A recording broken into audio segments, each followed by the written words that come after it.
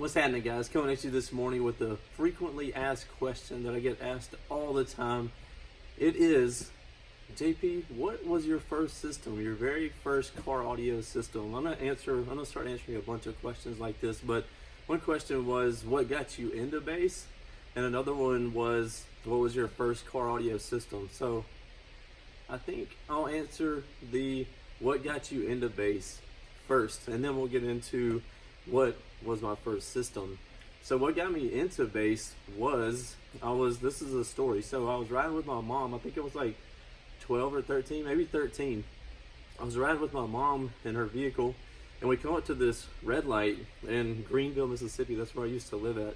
And we come up to the red light, and I remember it just like it was yesterday. There's a donut shop that's called Shipley's Donuts. We pulled up in the fast lane, and this guy, his name is Eric Washington. I didn't know him at the time, but anyway, he pulls up beside us in this red Chevrolet truck, and I hear this noise. I'm like, what is that? And my mom's like over there with this disgusted look on her face because it's bass. And I look over there, and she's all disgusted looking, like I guess older people usually are when they hear loud bass. But anyway, so she's all like that, and I'm like, man, that is awesome. What? And I look over and I see his roof rippling on his truck, and I'm like, holy crap, that's so awesome.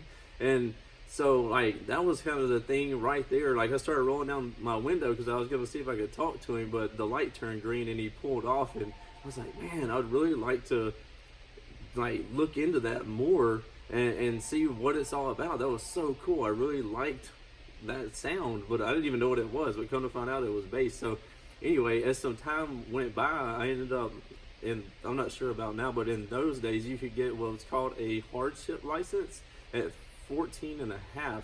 So you could start driving, just if you just had a job, you could start driving to and from work with this hardship license. So you could like drive from the hours of like 6 a.m. to 7 p.m. or something like that. That's the only time you could drive.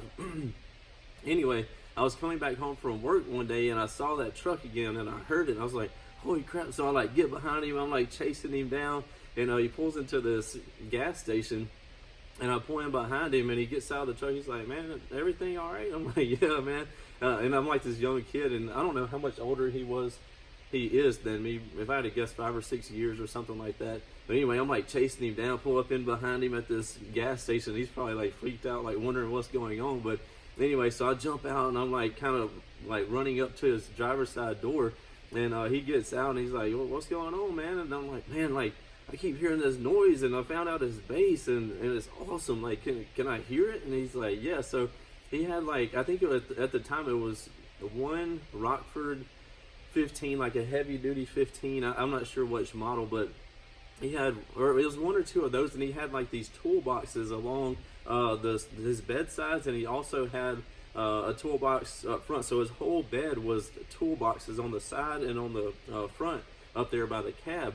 And he opened it up, and he had it laid out so nice in there. He had like, he was an installer for a local, it was called Cartoons at the time, it still is.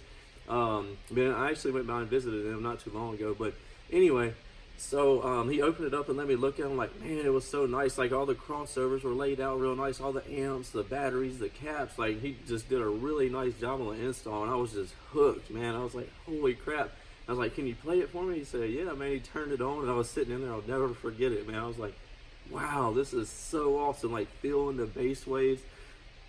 Like my shirt was moving a little bit, and the roof, like the whole roof thing, like flexing like that, it just like blown me away. And that's what really got me addicted to it, seeing that a speaker could move metal like that. So very awesome experience that time, and that's what really got me hooked on that, wanting to have my first system when a little while later, which I'm going to get into that, but that's going to be the video for today, telling you what got me hooked on bass. So here we are.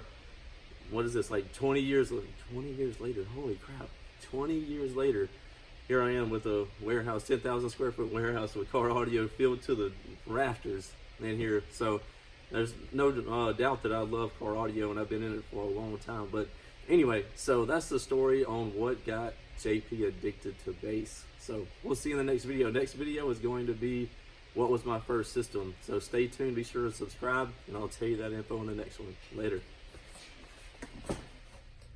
I was just rewatching that video. I'm like, this would be a great time for us to have a collective story time on what got everybody into bass. So all of my followers, if you watch this video, post below in the comments and let me know what got you into bass. Because now you know what got me into bass, so I want to know what got you into bass. All right, appreciate y'all's support at downforsoundshop.com, and let us know what got you into bass. I'm looking forward to the comments.